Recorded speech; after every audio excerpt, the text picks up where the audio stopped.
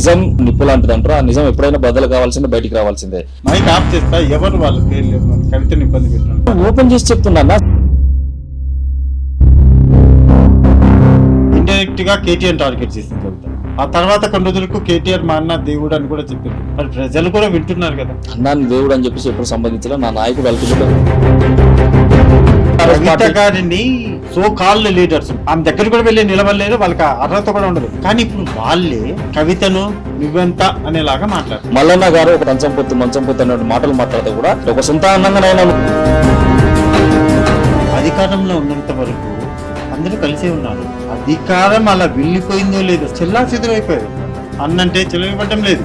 ఏమవుతుంది? వైరుధ్యాలు మాత్రమే. వాటిని క్లియర్ గా తన పేపర్ మీద పెట్టి వాటి దిశగా కనీసం ఒక అడుగు వేయలే కదా. పోటీలో నిలబడతారా? నిలబడరా? 100% నిలబడతాం. బీఆర్ఎస్ కోటేయాలా, కవితకు ఓటేయాలా? ఇంకా బీఆర్ఎస్ కవిత అనేటువంటి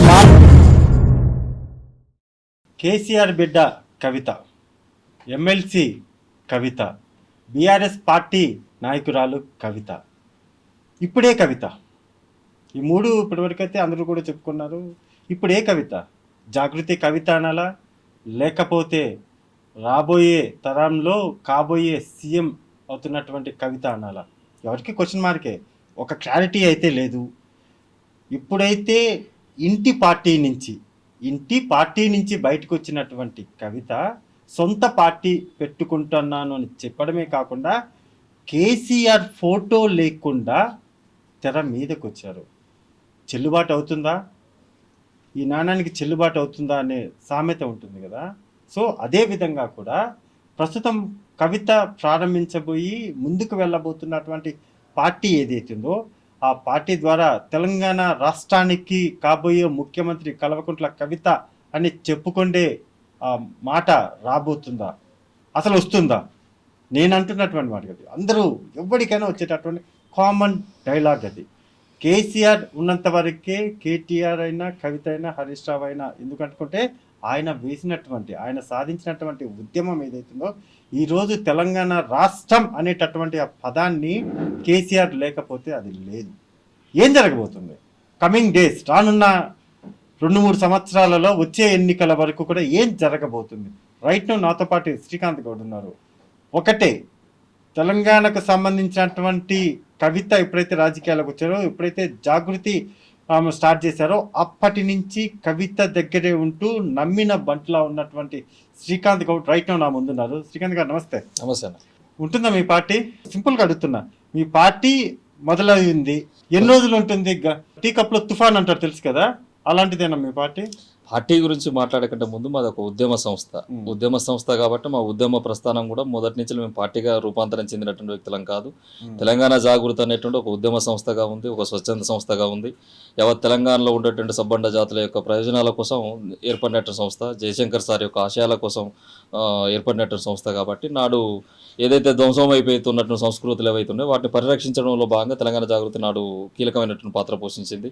నాడు ఏదైతే బాలగంగాధర తిలక్ స్వాతంత్ర ఉద్యమంలో ఎట్లయితే ఉద్యమకారులందరినీ కూడా స్వాతంత్ర సంగ్రామం కోసం ఎట్లయితే క్రోడీకరించిండో అట్లా తెలంగాణ ఉద్యమాన్ని ముందుకు తీసుకుపోవాలంటే మహిళలు అనేటువంటి వాళ్ళు ముఖ్యం. ఆ మహిళలు కనుక వస్తే యావత్ కుటుంబాలన్నీ కూడా బయటికి కదిలేటువంటి పరిస్థితి ఉంటుంది. కాబట్టి తెలంగాణ జాగృతి ఆ రోజున సంస్కృతిని ఎత్తుకున్నది, బతుకమ్మను ఎత్తుకుంది, బోనాలను ఎత్తుకుంది, ఈ ప్రాంత ఆవశ్యకతను ముందుకు తీసుకుపోయింది, ఈ ప్రాంత అస్తిత్వాన్ని ముందుకు తీసుకుపోయింది, తెలంగాణ ఉద్యమానికి ఒక పెట్టను గోడలాగా పనిచేసింది. అయిపోయిన చరిత్ర వద్దన్న, అవ్వాల్సిన దాని గురించి మాట్లాడుకుందాం.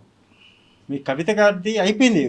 ఒకప్పుడు కేసీఆర్ గారి పేరు చెప్పుకున్నటువంటి కవిత ఇప్పుడు కేసీఆర్ పేరు చెప్పకుండా వెళ్తున్నది. ఓకే, ఉద్యమాలు మీరు స్టార్ట్ చేశారు, అవన్నీ అయిపోయినాయి, ఇంకా వద్దు. పాత చింతకాయ పచ్చడి అయిపోయింది. ఇప్పుడు కొత్తగా ఏంటి మీరు? వాట్ ఈస్ కవిత? మీరేం చేయబోతున్నారు? జాగృతి ఏం చేయబోతుంది? కొత్త పార్టీ ఏం చేయబోతుంది? ఇవన్నీ అది ఏంటి చెప్పండి. అదే నేను ఏమంటాను, కొత్త పార్టీ అనేటువంటి మాట మీరు మాట్లాడే ముందు ఏంటంటే ఒక స్పష్టతను మేము ఇవ్వదలుచుకున్నా. ప్రస్తుతం ఏదైతే మేము ఒక ఉద్యమ కార్యాచరణ తీసుకున్నామో తెలంగాణ వ్యాప్తంగా ఉండబడేటువంటి అన్ని జిల్లాల్లో మా పర్యటన అనేటువంటిది ఉండాలని చెప్పేసి కోరుకున్నారు. నిన్ననే మా సంబంధించినటువంటి పార్టీ సంబంధించినటువంటి జాగృతి సంబంధించినటువంటి సంబంధించిన యాత్ర సంబంధించినటువంటి పోస్టర్ను మేము ఆవిష్కరించుకున్నాం. నేనేమంటున్నానంటే పార్టీ అనేటువంటి మాట ఇప్పుడు అసలు మనం పెట్టినటువంటి పరిస్థితులు ప్రజెంట్ అయితే పెట్టలేదు. కాబట్టి దాన్ని ఇప్పుడే పార్టీగా మనం అభివర్ణించే కంటే ఇప్పుడు మేము ప్రజలలో నాయకురాలు ప్రకటించేశారు కదా ఆల్రెడీ. పార్టీగా ప్రకటించలే కదా. పార్టీగా రాబోతున్నామని చెప్పారు కదా. రాబోతున్నా అనేటువంటిది ఇది ఎక్కడ కూడా మన అఫీషియల్ గా చెప్పాలి. ఏం చెప్పిండ్రు కవిత గారు అంటే జనంలో ఉండబడేటువంటి ఏ పరిస్థితులు ఉన్నాయి, జనానికి ఉండబడే సమస్యలు ఏంటి, సంపన్న వర్గాల యొక్క ఎట్లాంటి సమస్యలతో ఉన్నారు, ఇచ్చిన హామీలు ఏదైతే కాంగ్రెస్ ప్రభుత్వం ఇచ్చిందో వాటిని నెరవేర్చకపోవడం ద్వారా ఈ ప్రాంత ప్రజలు పడుతున్నటువంటి బాధలు ఏంటిది, తెలంగాణ రాష్ట్రం వచ్చిన తర్వాత ఏదైతే నీళ్లు నిధులు నియామకాల కోసం ఏర్పడినటువంటి రాష్ట్రంలో ఉద్యమ ఆకాంక్షలు ఏవైతే నెరవేరలేకుంటున్నాయో ఆ నెరవేరినటువంటి హామీలు ఏంటిది. ఇంకో ఒక అంశం కూడా స్పష్టంగా కవిత గారు చెప్తున్నది ఏంటిది, భౌగోళిక తెలంగాణ అనేటువంటిది వచ్చింది. ఈ రోజున భౌగోళిక తెలంగాణ వచ్చింది కానీ సామాజిక తెలంగాణ అని రాలే. సామాజిక తెలంగాణ అనేటువంటిది అన్ని పార్టీలకు ఈ రోజు ఒక నినాదం కావచ్చు, కానీ తెలంగాణ జాగృతి నిజంగా మీరు అన్నట్టుగా భవిష్యత్తులో కనుక ఒక రాజకీయ పార్టీగా రూపాంతరం కనుక చెందాల్సిన పరిస్థితి వచ్చి చెందితే ఖచ్చితంగా తెలంగాణ జాగృతికి సామాజిక తెలంగాణ అనేటువంటిది నినాదం కాదు, సామాజిక తెలంగాణ అనేటువంటిది మా విధానం అని చెప్పేసి కవిత గారు స్పష్టంగా చెప్పారు. బాగుంది సార్. మీ శ్రీకాంత్ గౌడ్ గారు మీరు చెప్పిందంతా కూడా వినడానికి చాలా బాగుంది, చక్కగా చెప్పారు. మీ నాయకురాలు కాబట్టి ఇంకా అద్భుతంగా వినబుద్ధి అయింది. కానీ ఎందుకు వచ్చింది కవిత బయటికి? తండ్రిని కాదనుకున్నది, అన్నను కాదనుకున్నది, ఇంకా సరే తల్లి, ఇంకా తల్లి అంటే కలిసి ఉన్నారు ఓకే, అన్న తండ్రి, ఫస్ట్ తండ్రే డౌటే లేదు. అన్న మీద తిరుగుబాటు, తండ్రి ఫోటో లేకుండా పోస్టర్, ఏమైంది సార్? ఇప్పుడు అన్ని మాట్లాడటానికి అన్ని బాగానే ఉంటాయి. నేను ఏమంటున్నా అంటే మీ ఎవరి మీద తిరుగుబాటు చేయాలి ఫస్ట్ థింగ్. రెండో అంశం మీరు తిరుగుబాటు చేయలేదు, అట్లనే గొడవ పడలేదు, ఏమీ చేయలేదు. మీ స్పష్టత ఇవ్వాలి కదా. ఒకటే చెప్తున్నా, మీరు చెప్పిందని బాగుంది, లాజిక్ గా చెప్తున్నాను. నేనేమంటున్నా అంటే ఎందుకు వచ్చిందన్న ఇక్కడ లాజిక్ అనేదే లేదన్న. ఏదైతే ఉందో సత్యదూరమైనటువంటి ఆరోపణలు ఎక్కడ వచ్చినా ఖండించాల్సినటువంటి పరిస్థితి తెలంగాణ జాగృతి కార్యకర్తగా నా పైన ఉన్నది. నేనేమంటున్నా, మేము ఏది లాజికల్ గా మాట్లాడలే. నిజం నిష్ఠూరం అనేటువంటిది అంటారు, నిజం నిప్పు లాంటిది అంటారు. ఆ నిజం ఎప్పుడైనా బద్దలు కావాల్సిందే, బయటికి రావాల్సిందే. నేనేమంటున్నా, కవిత గారు అనేటువంటి వ్యక్తి ఎప్పుడైతే జైలు నుంచి బయటకు వచ్చిన తర్వాత తన పైన అనేక రకాలైనటువంటి కుట్రలు జరిగినటువంటి మాట వాస్తవం. ఇదే తెలంగాణ భవన్ వేదికగా నా పైన కుట్రలు జరుగుతున్నాయి. నేను సామాజిక తెలంగాణ పార్టీ పెట్టబోతున్నట్టుగా కాంగ్రెస్ సంబంధించినటువంటి ఒక వ్యక్తి ప్రెస్ మీట్ పెడితే కూడా ఈ పార్టీ ఎందుకు ఖండించలేదు? ఈ పార్టీ నేను జైలు పోయినప్పుడు కూడా సరైనటువంటి పద్ధతిలో స్పందించలేదు. వచ్చిన తర్వాత కూడా సరైన రీతిలో తను రిసీవింగ్ కానీ లేకపోతే వచ్చిన తర్వాత వచ్చినటువంటి ఆరోపణలు కానీ ఏవి కూడా పార్టీ సరిగ్గా ఖండించలేదు.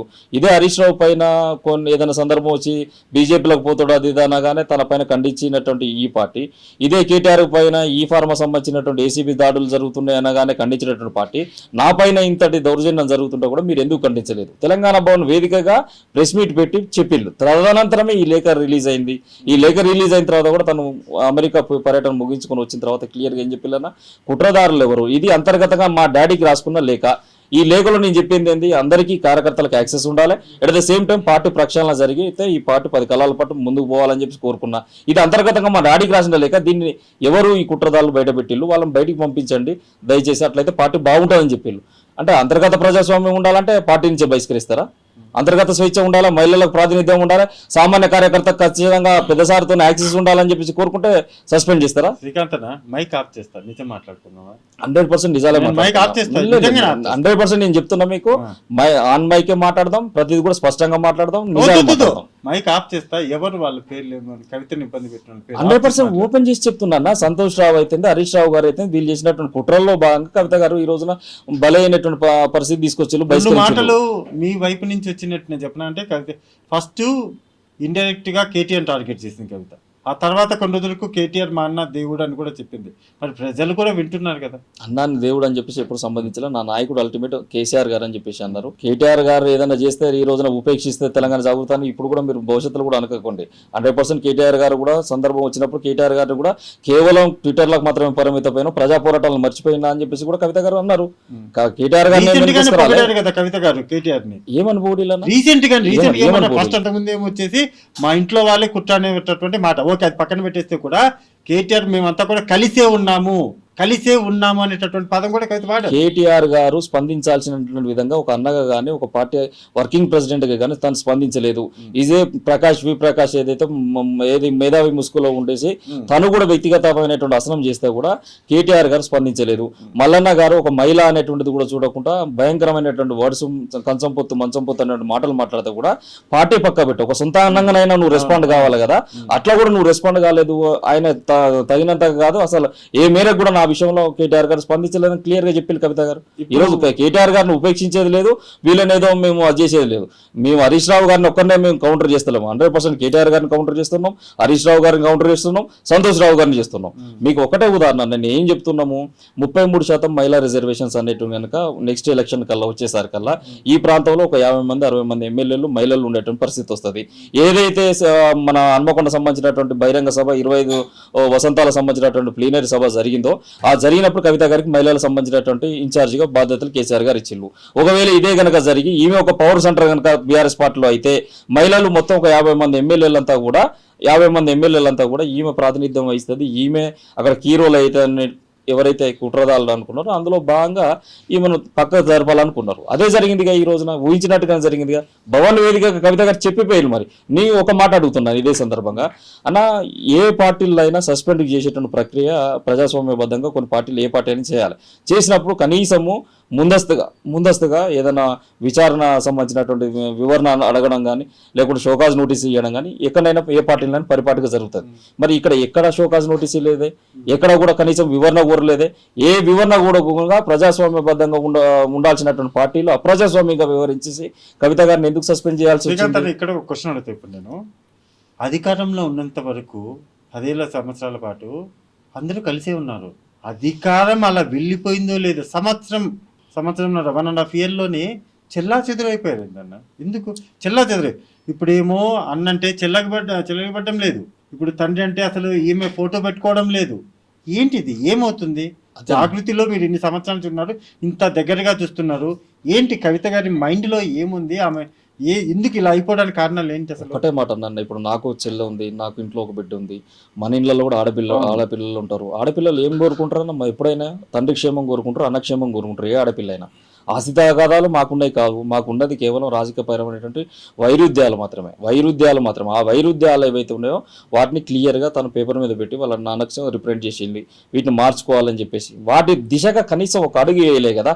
కవిత గారిని రెచ్చగొట్టే విధంగా జగదీశ్వర్ రెడ్డి లాంటి వ్యక్తులను పురమాయించేసి ఎవరన్నా చేసింది ఆ రోజు వ్యాఖ్యలు? కవిత గారి విషయం పట్టించుకోవాల్సినటువంటి అవసరం లేదు. ఒక నిమిషం కూడా మాట్లాడడం వేస్ట్. ఆమె గురించి మాట్లాడించింది ఎవరు? ఇలా వి ప్రకాష్ లాంటి వ్యక్తిని తీసుకుపోయి రాజకీయ మేధావి ముసుగు వేసేసి తన యొక్క వ్యక్తిగత జీవితాన్ని తీసుకొచ్చి మాట్లాడే విధంగా చేసింది ఎవరన్నా?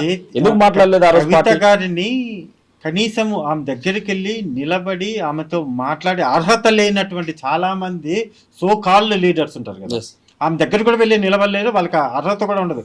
కానీ ఇప్పుడు వాళ్ళే కవితను నువ్వెంత అనేలాగా మాట్లాడుతున్నారు అని అన్నారు. రాజకీయపరమైనటువంటి వైరుధ్యాలు మా మధ్యన వచ్చి పూర్తిగా మానసికంగా మేము విడిపోయినాం, భౌతికంగా మేము విడిపోయి ఉన్నాం వాళ్ళతోని. పూర్తిగా మాకు వాళ్ళకు వైరుధ్యాలు నిన్నటితో కూడా క్లియర్గా చెప్పి, ఏదైతే ప్రజల్లో ఒక రకమైనటువంటి కన్ఫ్యూజన్ అనేటువంటి ఉంది. ఈమె కూడా కేసీఆర్ గారి ఫోటో పెట్టుకుని పోతున్నప్పుడు మేము రేపు రోజున మళ్ళీ కేసీఆర్ గారితో పిలిస్తే పోతుందా అనేటువంటి అపోహలు ఎవరికైతే ఉన్నాయో వాళ్ళందరికీ కూడా స్పష్టంగా కవిత గారు ఒకటే చెప్పిళ్ళు, ఏ రోజున కూడా ఏ ఒక జాతీయ పార్టీలకు పోయేటువంటి ఆలోచన కవిత గారికి లేదు. ఇక్కడ ఉండేటువంటి ప్రాంతీయ పార్టీ అయినటువంటి బీఆర్ఎస్ పార్టీ మళ్ళీ కేసీఆర్ గారు వచ్చి పిలిచిన తను పూర్తిగా మనసు మీదకి తీసుకుంది. ఒక ఆడపిల్ల ఒక్కసారి కనుక మనసు విరిగిపోతే అది అతకడం కష్టం అన్న. అట్లాంటి విధంగా కవిత గారి పైన అట్లాంటి ఇబ్బందులు చేసిళ్ళు. కొన్ని చెప్పుకోలేనిటువంటి ఇబ్బందులు ఉన్నాయి, కొన్ని చెప్పి బాహ్య ప్రపంచానికి తెలియజేసినటువంటి ఇబ్బందులు ఉన్నాయి. అనేక రకాలు అంటే ప్రభుత్వంలో ఉండి కూడా ప్రతిపక్షంలో ఉండేటువంటి పాత్రను కవిత గారు పోషించారు. ఏ రోజు ఒక ఫైల్ మీద కవిత గారు సిగ్నేచర్ పెట్టి ఒక ఫైల్ని ఎగ్జిక్యూషన్ చేయలేదే, ఒక విధానపరమైన నిర్ణయం తీసుకోలేదు, ఒక పాలసీ డిసిజన్లో కానీ కవిత గారు ఎక్కడ లేరే. ఒక బెస్ట్ పార్లమెంటేరియన్గా ఉండి ఏదైతే విభజన హామీలు కేంద్ర ప్రభుత్వం ఇచ్చిందో ఆ విభజన హామీల గురించి కొట్లాడే ఒక బెస్ట్ పార్లమెంటేరియన్గా ఉన్నటువంటి నాయకురాలు తప్పితే ఏ రోజు ఇక్కడ రాష్ట్ర ప్రభుత్వం తీసుకున్న నిర్ణయాలు లేదు కదా. కవిత గారు లిక్కర్ స్కామ్ లో కవిత గారు ఢిల్లీకి వెళ్ళారు, జైలుకి వెళ్ళారు, ఇవన్నీ కూడా బాగానే ఉంది. అంటే ఇంటర్నల్గా ఉన్న సమాచారము, ఇంటర్నల్గా జరుగుతున్నట్టు ప్రచారం ఏంటంటే కేసు అయ్యింది, కవిత జైలుకి వెళ్ళారు. సో మళ్ళీ ఈ కేసులో ఆమె దోషిగా తేలితే వ్యవహారం వేరేలాగా ఉంటుంది. కాబట్టి కేసు ఏమవుతుందో తేల్చుకున్నాక ఒకవేళ నిర్దోషి అయితే మా బిడ్డ నిర్దోషిలాగా వచ్చిందని దగ్గర తీసుకోవడం అనేది ఒకటి యాంగిల్ ఉంటుంది. ఇక్కడ దోషిగా అయితే ఆమె బయటికి వెళ్ళిపోయి దోషిలా ఉందని అదే చెప్పుకోవడానికి ఒకలాగా ఉంటుంది. డబల్ గేమ్ బాగుంది అని కొంత ప్రచారం అయితే జరుగుతుంది. 100% లిక్కర్ కేసు అనేటువంటిది ఇది ఒక ఫాల్స్ కేసు. ఇది రాజకీయ కక్షతో పెట్టినటువంటి కేసు అనేటువంటి విషయం ఈ బీఆర్ఎస్ పార్టీ అధినేత అయినటువంటి ఈ రాష్ట్రాన్ని తీసుకొచ్చినటువంటి మహోన్నత శీలం కేసీఆర్ గారే చెప్పిళ్ళు. నా బిడ్డ కడిగిన ముత్యంలాగా బయటకు వస్తుంది, ఇది ఒక ఫాల్స్ కేసు, దీంట్లో మన్ను కూడా లేదని చెప్పేసి కుండబద్దలు కొట్టినట్టుగా చెప్పినటువంటి వ్యక్తి కేసీఆర్ గారు. కవిత గారిని 5.5 నెలలు సుదీర్ఘంగా జైల్లో పెట్టి క్షుణకానందం పొందినటువంటి జాతీయ పార్టీలు ఎవరైనా ఉన్నప్పటికీ కూడా జస్టిస్ గవాయ్ గారు ఇటీవల కాలంలో తనపైన కూడా దళితుడైనటువంటి వ్యక్తి పైన తనపైన కూడా దాడి చేశారు. ఆ దాడిని కూడా తెలంగాణ జాగృతి కవిత గారు తీవ్రంగా ఖండించారు. ఎందుకంటే ఈ సమాజంలో అట్లాంటి దాడులు జరగవద్దు, రాజ్యాంగబద్ధమైన సంస్థలపైన వ్యక్తులపైన దాడి చేయొద్దని కవిత గారు ఆ రోజున ట్విట్టర్లో కూడా వేడుకున్నారు. సో నేనేమంటున్నా, అట్లాంటి జస్టిస్ గవాయ్ గారు కూడా 22 నెలల సుదీర్ఘ విచారణ చేసేది కదా, 50,000 పేజీల ఛార్జ్షీట్ వేసేది కదా, దీంట్లో ఎక్కడ కూడా కవిత గారికి సంబంధించినటువంటి ప్రస్తావన గట్టిగా ఎక్కడ కూడా నిరూపించే విధంగా లేదు. ఎట్లాంటి ఆధారాలు చేయలే, ₹1 రికవరీ చేయలే, ఎట్లాంటి ఎవిడెన్స్ కూడా తీసుకురాలి. కోడిగుడ్డు మీద ఈకలు బిక్కినట్టుగా ఏంద్ర అమ్మాయిని తీసుకొచ్చి ఆడపిల్లని తీసుకొచ్చి 5.5 నెలలు ఆడబిడ్డలు చేయనేరానికి అని చెప్పేసి కవాయ్ గారు రాగానే పూర్తి సూక్ష్మంగా విశ్లేషణ చేసి బెయిల్ ఇచ్చిళ్ళు. అంటే ఇలా సుప్రీంకోర్టుకు ప్రధాన న్యాయమూర్తిగా ఉన్నటువంటి వ్యక్తి కంటే ఇంకా అత్యున్నతమైనటువంటి న్యాయస్థానాలు అయితే మన భారతదేశంలో లేవు కదా. కాబట్టి నేనేమంటున్నా, రాజకీయ ప్రయోజనం కోసం, రాజకీయ పబ్బం గడుపుకోవడం కోసం నేనేమంటున్నాను, ఇయాటికి కూడా ఆ త్యాగం చేసినట్టు కూడా మేమే. ఇలా ఆడబిడ్డగా ఎవరైతే వారసత్వంగా అనగానే వారసునిగా నేనే ఇంటికి సంబంధించినటువంటిది ఆస్తికి నేనే అని ముందుకు వస్తున్నటువంటి వ్యక్తులు ఎవరైతే ఉన్నారో, రాజకీయ వారసుని నేనే అల్లుండని చెప్పేసి ఇంకోతను ఎవరైతే వస్తున్నారో, కానీ కష్టం వచ్చేసరికల్లా కేసీఆర్ గారిని ఎదుర్కొనే దమ్ము లేనటువంటి బీజేపీ నాయకులు పెట్టినటువంటి తప్పుడు కేసులలో బలైనటువంటిది కూడా ఆ రోజున ఆ త్యాగం చేసినటువంటి వ్యక్తి కూడా కవిత గారే కదా.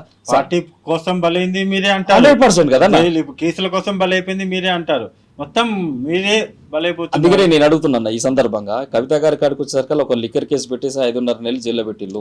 కేసీఆర్ గారికి వచ్చేసరికల్లా Kaleshwaram PC Ghose commission 1 man commission వేసేసి తన పైన సిబిఐ విచారణ పిలిపించేసే ప్రయత్నం చేస్తున్నారు. రేపు మాపు సిబిఐ వస్తే ఆ కేసు విచారణలో కూడా పెద్ద మనిషిని ఇరికిచ్చే ప్రయత్నం కమిషన్ మీద పోయింది. సిబిఐ సంబంధించి వచ్చిన తర్వాత ఇంకా రాలేదు. ఈ వయసులో కేసీఆర్ గారికి ఆ కష్టం ఏంది, అంత మహోన్నత శిఖరానికి అని కవిత గారు ప్రశ్నించిల్లు. నేను అదే చెప్తున్నా, అంటే కవిత గారికి వచ్చేసరికి లిక్కర్ కేసు, కేసీఆర్ గారికి వచ్చేసరికి కాళేశ్వరం కేసు, మరి హరీష్ రావు పుణ్యాత్ముడా ఏ కేసులు ఉండవా? కేటీఆర్ పైనకు వచ్చేసరికల్లా కూడా కేసు, ఈ ఫార్మా కేసు అని చెప్పేసి మాట్లాడుతున్నారు. మరి సంతోష్ రావుకి వచ్చేసరికల్లా ఏ కేసు ఎందుకు ఉండదు, హరీష్ రావుకి వచ్చేసరికల్లా ఏ కేసు ఎందుకు ఉండదు? ఇదే టానిక్ వ్యవహారంలో ఇదే రాష్ట్ర ప్రభుత్వం చెప్పింది కదన్న, ఇదే రాష్ట్ర ప్రభుత్వం సంబంధించిన సలహాదారు ఉన్నటువంటి అయోధ్య రెడ్డి గారు ట్వీట్ పెట్టిండు కదన్న, పెట్టేసి దీంట్లో జిఎస్టీ సంబంధించిన స్కామ్ చేసింది టానిక్ అని చెప్పేసి ఇచ్చిల్లు కదా. మరి ఎందుకు ఇప్పటివరకు చర్యలు చెప్పట్లే? కాంగ్రెస్ తో మిలాఖత్ అయినటువంటి నాయకుడు హరీష్ రావు. ఆ కాంగ్రెస్ తో పాటు ఇంకో మాట చెప్పింది, ఇదే నేరెళ్ళ సంబంధించిన దళితులు ఇసుక సంబంధించిన దందా చేస్తే ఆ మచ్చలు ఎవరికి వచ్చినాయన్న? ఆ నియోజకవర్గం సిరిసిల్ల నియోజకవర్గంలో ఉంది. కేటీఆర్ గారికి మచ్చలు వచ్చినాయి. ఈయన దందా చేసిండు, ఈయన వ్యాపారం చేసిండు సంతోష్ రావు, మచ్చలు మాత్రం వచ్చింది మాత్రం కేవలం కేటీఆర్ గారికి. ఆ దళిత బిడ్డలను కూడా ఈరోజు సంసారాన్ని పనికి రాకుండా కొట్టించినటువంటి దుర్మార్గమైన చరిత్ర సంతోష్ రావుది కదా. ఈ రోజు కవిత గారు బయటకు వచ్చిన తర్వాత ఆ నేరెళ్ల బాధితులు మళ్ళీ వచ్చి ఈ రోజు కేసు పెట్టింది. ఇయాటి వరకు మరి సంతోష్ రావుని ఎందుకు అరెస్ట్ చేస్తలే ఈ కాంగ్రెస్ ప్రభుత్వం? అంటే శూన్యమా లేకపోతే లోపాయకర ఒప్పందంలో భాగంగానే జరుగుతుంది. దాంట్లో ఈ కర్ణాటక సంబంధించిన ఒక పెద్ద నాయకుడు తన వెనుక ఉండి కాపాడుతా ఉండు. ఈ కుట్రదారులను బయట పెట్టండి, ఈ కుట్రదారులను బయట పెట్టండి అని చెప్పి కవిత గారు కోరితే ఇంటి ఆడబిడ్డను బయటకు పంపించిల్లు. ఇలా ఏమైందన్నా, ఎద్దేడిసినటువంటి వ్యవసాయం అన్నటువంటి చక్కగా ఉండదు, ఆడపిల్ల ఏడిచినటువంటి కుటుంబం కూడా చక్కగా ఉండదు అన్నగా ఏం మంచి జరుగుతుంది బీఆర్ఎస్ లో? పొద్దున్నైతే కేసులు చుట్టుముట్టి ఉన్నాయి. ఇవాళ కవిత గారు రేపు రోజున ఫ్రీ బోర్డ్ అయిపోయిళ్ళు, ప్రజల యొక్క వాళ్ళ యొక్క దానికోసం పోతున్నారు. రేపు రోజున యాత్ర వాళ్ళ యొక్క అభిప్రాయాల కోసం పోతున్నారు. కేసీఆర్ గారు 2,000 కోట్ల పార్టీ పెట్టినప్పుడు ఎట్లయితే మేధోమదనం చేసిల్లో, ఆ విధంగా రేపు రోజున తెలంగాణ సమాజం ఏం కోరుకుంటుందో, సమాజ హితం కోసం తెలంగాణ జాగృతి ఎట్లా ఉద్యమించాలో, ఎట్లాంటి రాజకీయ పందా తీసుకోవాలనో అది ప్రజల దగ్గర తీర్చుకోవడానికి ముందు పోతున్నారు. వచ్చే ఎన్నికల టైం వరకు మీరు నిలబడబోతున్నారా ఎన్నికలు? నేనేమంటున్నాను, పార్టీగా రూపాంతరం చెందిన తర్వాత దీర్ఘకాలిక ప్రణాళికలతో కవిత గారు వస్తారు. కవిత గారు కేవలం ఉదాసీనమైనటువంటి వైఖరితో ఉండేటువంటి వ్యక్తి కాదు. కేసీఆర్ గారికి ఎట్లాంటి వజ్ర సంకల్పం అయితే ఉంటుందో కవిత గారికి అట్లాంటి సంకల్పం ఉంటుంది. అంతే మొండి ధైర్యం ఉంటుంది. మా దగ్గర మీరు నాయకులను కూడా చూడండి అన్న, మా దగ్గర ఉన్నటువంటి నాయకులు. నాకు క్వశ్చన్ స్ట్రైట్ చెప్పండి, పోటీలో నిలబడతారా? నిలబడరా? 100% నిలబడతాం కదా. రాజకీయ పొంద ఖచ్చితంగా ఇంకంత స్టాప్ నిలబడతారు అంతే కదా. కేసీఆర్ ఒక పక్క ప్రచారం వస్తాడు, కవిత ఒక పక్క ప్రచారం వచ్చింది. బీఆర్ఎస్ ఓటేయాలా, కవితకు ఓటేయాలా ప్రజలు? ఇంకా బీఆర్ఎస్ కవిత అనేటువంటి మాట లేదు, కేసీఆర్ కవిత అనే మాట లేదు. రెండు రాజకీయ పార్టీలు, రెండు రాజకీయ పార్టీలు, రెండు భిన్నమైన ధృవాలు. ఈ భిన్న ధృవాల మధ్యన ఎవరి వైఖరి బాగుంటే, ఎవరి విజన్ బాగుంటే, ఎవరు సమాజ హితం కోసం బాగుంటే, సామాజిక తెలంగాణ కట్టుబడి సబ్బండ వర్గాలకు అసెంబ్లీలో చట్టసభలో ప్రాతినిధ్యం కల్పించేటువంటి పార్టీలకు మీరు ఓటేయండి. నిన్నటి వరకు తండ్రి బిడ్డ వచ్చారు కాబట్టి హ్యాపీగా గుద్దేశారు. ఇప్పుడు తండ్రి బిడ్డ దూరం అయ్యారు కాబట్టి ఎవరి గుద్దాలో తెలియకుండా పక్కనోడికి ఓటేస్తారేమో. ఇప్పుడు అది పరిస్థితి నీకే లేదు. నష్టం అది. నేనేమంటున్నా, ఈ రాష్ట్రంలో ఏ పార్టీ అధికారంలోకి వచ్చినా 37-38% ఓటు బ్యాంక్ ఏ పార్టీకి అయితే వన్ సైడ్ వస్తుందో ఆ పార్టీలు అధికారంలోకి వచ్చినాయి. ఈ రోజు కాంగ్రెస్ పార్టీ అధికారం ఉంది, రేపు రోజున ఎలక్షన్ కాంగ్రెస్ పార్టీ కూడా గట్టిగానే చేస్తుంది. బీజేపీ దక్షిణాదిలో పాగా వేయాలని ఎప్పటి నుంచో చూస్తా ఉన్నారు, అట్లాంటి పార్టీ కూడా రేపు రోజున గట్టిగానే ఎలక్షన్ చేస్తుంది. ఈ రెండు జాతీయ పార్టీలతో పాటు బీఆర్ఎస్ పార్టీ కూడా రేపు గట్టి ఎలక్షన్ చేస్తే ఎవరికి సంపూర్ణమైనటువంటి మెజార్టీ వచ్చిన పరిస్థితి కూడా ఉండదు. అట్లాంటి తరుణమే కనుక ఈ తెలంగాణ ప్రాంతంలో ఉంటే, మాలాంటి సంస్థలకు వ్యాక్యూమ్ కనుక ఉంటే ఖచ్చితంగా ప్రజా తీర్పు కోసం మేము ఖచ్చితంగా బయలుదేరుతాం. వాళ్ళ వాడిని వినిపించేటువంటి ప్రయత్నం చేస్తాం, ప్రజలకు మేలు చేసేటువంటి కార్యాచరణ తీసుకొని ప్రజల దగ్గరికి పోతాం. తప్పే ఉంటుందన్న. ఇవాళ పక్క రాష్ట్రంలో 2 జాతీయ పార్టీలు ఉన్నప్పుడు కూడా జనసేన, టీడీపీ, వైఎస్ఆర్సీపీ అనేటువంటి పార్టీలు ఉన్నాయి. ఈ రోజున ఇదే తెలంగాణలో ఇంకో ప్రాంతీయ పార్టీ ఉంటే తప్పేం లేదు కదా. అసలు తప్పేం లేదు. బీసీ నినాదం మధ్యలో కవిత గారు ఎత్తుకున్నారు, రేంజ్ లేదు. అది మీకు ప్లస్ అయింది అనుకుంటున్నారా? 100% అన్న. ఎందుకు కాదని నేనంట. నేనేమంటున్నాను, సామాజిక తెలంగాణ అనేటువంటి విధానంలో ఏదైతే నిలవదు ఈ హామీ అని చెప్పేసి తెలిసి కూడా 42% కామారెడ్డి డిక్లరేషన్ ద్వారా ఇచ్చినటువంటి పార్టీ కాంగ్రెస్ పార్టీ. మరి ఈ బీసీ కులాలను ఎన్ని రోజులు ఇట్లా మోసం చేసుకుంటూ వస్తాయి ఈ జాతీయ పార్టీలు?